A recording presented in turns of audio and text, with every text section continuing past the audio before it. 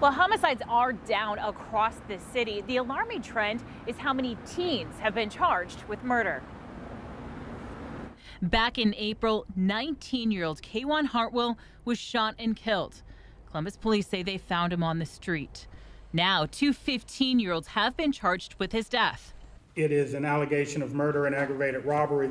In court, the prosecutor's office asked for the teen, who was 14 at the time of the shooting, to be charged as an adult. The juvenile and two other associates had a dispute with the alleged victim over property, which resulted in the shooting and death of that alleged victim. So far this year, there have been 48 homicides in the city of Columbus, and 63% of the suspects are 21 years and younger.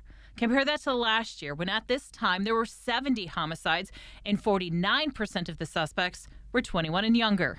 This is our opportunity to know that the work is not done, right? Even though homicides are down.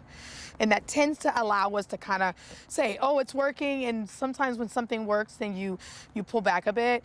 But seeing that shows we have to push on the gas harder and know that the resources are working.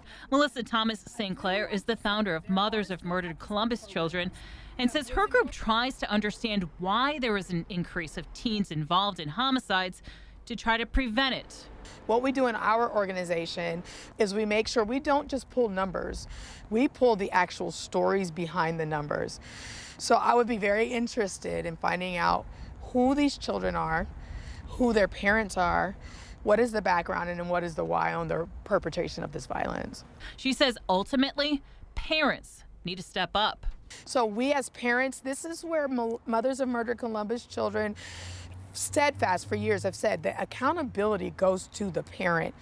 When there's a lack of parent, then you see an uptick of vital crimes in our youth, and that's when we, the village, have to step in. Teachers, we're getting ready to go back in the classroom. You have to get to know your students. You have to understand what are their stories.